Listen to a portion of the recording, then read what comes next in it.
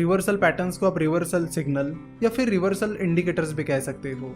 तो reversal pattern से हमें ये समझ में आता है कि जो ट्रेंड चल रहा है वो चेंज होने वाला है, यानी अगर बुलिश ट्रेंड चल रहा है तो बुलिश ट्रेंड चेंज होने वाला है, और अगर बियरिश ट्रेंड चल रहा है तो बियरिश ट्रेंड चेंज होने वाला है। तो रिवर्सल पैटर्न्स आपको बताते हैं कि ट्रेंड में चेंज होने वाला है। तो टेक्निकल एनालिसिस में रिवर्सल पैटर्न्स की तरह ही अलग अलग पैटर्न्स हैं जो आपको इंडिकेट करते हैं कि आगे क्या हो सकता है, और उनकी मदद से फिर आप ट्रेडिंग कर सकते हो। तो रिवर्सल पैटर्न्स में आज हम अम्ब्रेला लाइंस के बारे में बात करेंगे। अम्ब्रेला लाइंस कुछ इस तरह दिखती है, बिल्कुल अम्ब्रेला की तरह। अम्ब्रेला लाइंस की बॉडी छोटी होती है और उनकी लोअर शैडो काफी लंबी होती है, उन्हें अपर शैडो नहीं होती। एक और बात जो आपको ऑब्जर्व करनी चाहिए वो ये कि अम्ब्रेला लाइन की जो लोअर शैडो है वो उसकी बॉडी के 2 से 3 गुना ज्यादा होती है। अम्ब्रेला लाइंस में 2 तरह के पैटर्न्स होते हैं, हैमर और हैंगिंग मैन।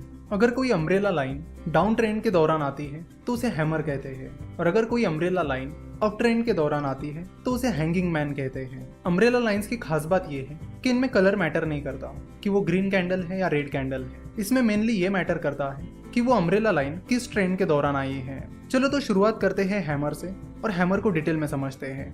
तो हैमर को आपको कैसे ढूंढना है? हैमर ढूंढने के 3-4 तरीके हैं। पहला है कि उस कैंडल की जो बॉडी है वो छोटी होनी चाहिए, उस कैंडल की जो अपर शैडो है वो नहीं होनी चाहिए या नहीं के बराबर होनी चाहिए। थर्ड थिंग है कि उस कैंडल की जो लोअर शैडो है वो उसकी बॉडी के 2 से 3 गुना ज्यादा लंबी होनी चाहिए, और फोर्थ, वो कैंडल डाउन ट्रेंड में आनी चाहिए। अगर ये सारी कंडीशंस मिल जाती हैं तो उसे हम हैमर कहेंगे। हैमर में हैमर ग्रीन कलर की है या रेड कलर की ये ज्यादा मैटर नहीं करता, तो आपको बस हैमर देखनी है, उसका कलर नहीं। तो यहाँ स्क्रीन पर आप हैमर को देख सकते हो। ये हैमर डाउन ट्रेंड के दौरान आया है। देखो, हैमर में कैंडल का कलर तो मैटर नहीं करता है, लेकिन अगर वो कैंडल ग्रीन कैंडल है यानी बुलिश कैंडल है तो वो एक और अच्छी बात मानी जाती है। तो चलो देखते हैं कि हैमर से हमें क्या इंडिकेशन मिलता है और हैमर हमें क्या बताता है। अगर आप हैमर को डिटेल में ऑब्जर्व करोगे तो आपको पता चलेगा कि मार्केट ओपन होने के बाद बादल निचले स्तरों पर चला गया और उसका लो उसकी ओपनिंग प्राइस से काफी नीचे रहा है, लेकिन बाद में उसकी शेयर प्राइस बढ़ने लगी, और वो शेयर प्राइस बढ़ते बढ़ते दिन के आखिर तक वो शेयर प्राइस उसके हाई के पास जाकर क्लोज हुई। यानी इवन दो शेयर की प्राइस काफी निचले स्तरों पर चली गई थी, उसके बाद शेयर की प्राइस फिर से ऊपर आई और दिन के हाई के पास जाकर क्लोज हुई। तो इसका मतलब ये होता है कि बुल्स ने फिर से एंट्री की है, यानी अच्छी खासी शेयर प्राइस गिरने के बाद और अपने दिन के लो को टच करने के बाद बुल्स ने एंट्री की है, और फिर जाके शेयर की प्राइस बढ़ते बढ़ते दिन की हाई प्राइस के पास जाकर क्लोज हुई है। जैसे कि आप देख रहे हो कि इस हैमर से पहले मार्केट लगातार गिर रहा था और फिर अचानक से हैमर के दिन बुल्स ने मार्केट में एंट्री की है, और इस बियर मार्केट में बुल के आने से ये माना जाता है कि मार्केट में चेंज हो सकता है।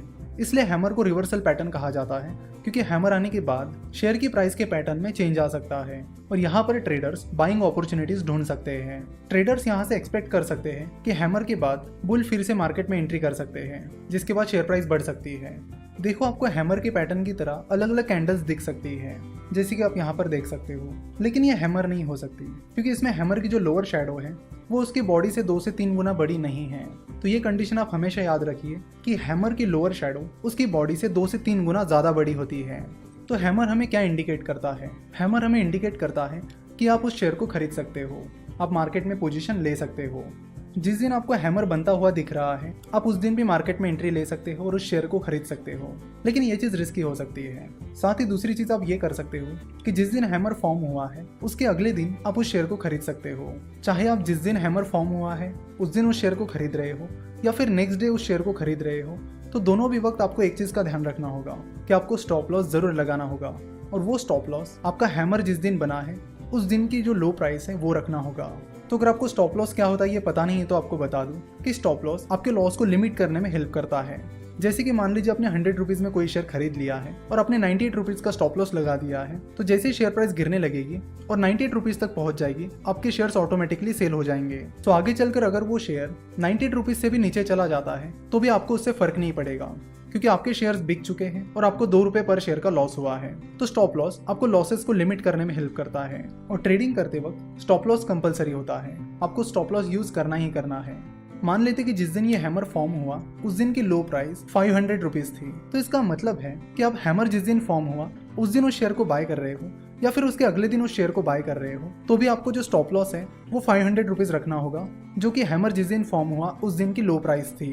तो ये हो गई हैमर की बात। हैमर ट्रेंड के बाद अब बुल ट्रेंड एक्सपेक्ट कर सकते हो और उस शेयर को खरीद सकते हो।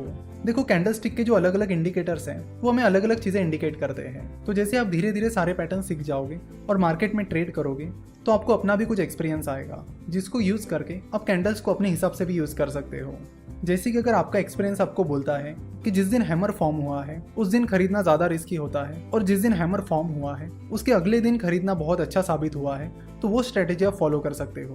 तो ये सारी चीज़ें धीरे धीरे एक्सपीरियंस के बाद आपको पता चलेगी। अब हैंगिंग मैन की बात करते हैं। हैंगिंग मैन अब ट्रेंड के दौरान आता है। दिखने में हैंगिंग मैन हैमर की तरह ही होता है और हैंगिंग मैन में भी उस कैंडल का कलर कौन सा है ये मैटर नहीं करता। अगर आप सोच रहे हो कि हैंगिंग मैन और हैमर में कैंडल का कलर मैटर क्यों नहीं करता है, तो उसका जवाब है कि हैंगिंग मैन और हैमर इनकी जो बॉडी होती है वो बहुत छोटी होती है। इसलिए अगर वो बॉडी ग्रीन भी है या फिर रेड भी है तो भी उसका मतलब यही होता है कि उस पर्टिकुलर दिन शेयर की प्राइस उसके हाई प्राइस के पास जाकर क्लोज हुई है। चाहे वो ग्रीन कैंडल हो या रेड कैंडल, उसकी शेयर प्राइस उसके हाई प्राइस के पास जाकर ही क्लोज हुई है। इसलिए हैमर और हैंगिंग मैन दोनों में कैंडल के कलर को ज्यादा इंपॉर्टेंस नहीं दिया जाता। तो हैंगिंग मैन की कंडीशंस क्या क्या है? उस कैंडल की बॉडी बहुत छोटी होनी चाहिए, उसकी अपर शेडो नहीं के बराबर होनी चाहिए और उसकी लोअर शेडो उसकी बॉडी से 2 से 3 गुना लंबी होनी चाहिए। साथ ही वो कैंडल अब ट्रेंड के दौरान आनी चाहिए। तो हैंगिंग मैन से हमें क्या पता चलता है? हैंगिंग मैन से हमें पता चलता है कि मार्केट में ट्रेंड चेंज होने वाला है और बियर्स मार्केट में एंट्री कर सकते हैं, जिसके बाद शेयर की प्राइस गिर सकती है। चलो तो हैंगिंग मैन की कैंडल को देखते हैं। जैसे कि हमें पता है हैंगिंग मैन अब ट्रेंड के दौरान आता है, यानी हैंगिंग मैन आने से पहले बुलिश मार्केट चल रहा है जिसमें शेयर की प्राइस लगभग हर दिन बढ़ती जा रही है। और उस बुलिश ट्रेंड के बीच अगर हैंगिंग मैन आता है तो उससे हमें समझ में आता है कि बियर्स ने मार्केट में एंट्री कर ली है। क्योंकि जैसे कि आप हैंगिंग मैन कैंडल को देखकर समझ सकते हो कि हैंगिंग मैन कैंडल की लोअर शैडो बहुत लंबी है।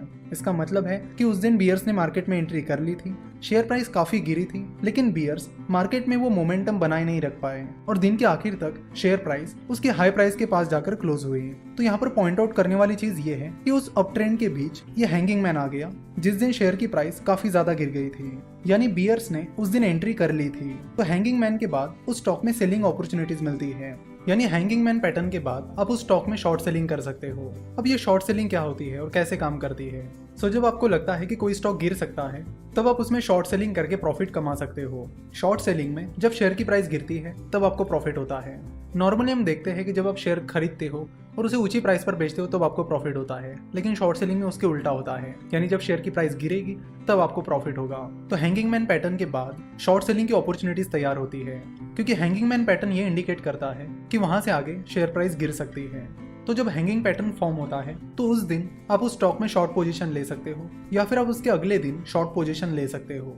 अगेन स्टॉप लॉस लगाना कंपलसरी है और हैंगिंग मैन पैटर्न के बाद जो आप शॉर्ट पोजीशन लोगे उसमें आपका स्टॉप लॉस जिस दिन हैंगिंग मैन पैटर्न फॉर्म हुआ है उस दिन की हाई प्राइस रहेगी। तो हैमर और हैंगिंग पैटर्न दोनों भी एक दूसरे के अपोजिट है।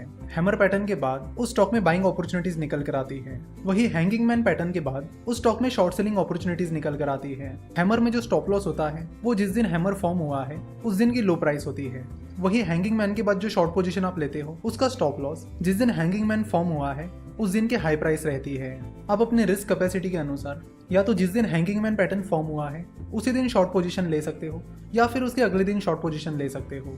धीरे धीरे एक्सपीरियंस के बाद आपको पता चल जाएगा कि आपको क्या चीज़ ज़्यादा सूट कर रही है। हैमर पैटर्न के बाद बुलिश ट्रेंड आएगा कि नहीं ये चेक करने के लिए आप एक और चीज़ कर सकते हो। अगर आप बहुत कम रिस्क लेना चाहते हो तो आप ये चीज़ कर सकते हो कि हैमर के अगले दिन की क्लोजिंग प्राइस को आप हैमर जिस दिन फॉर्म हुआ है उस दिन की क्लोजिंग प्राइस से कंपेयर कर सकते हो।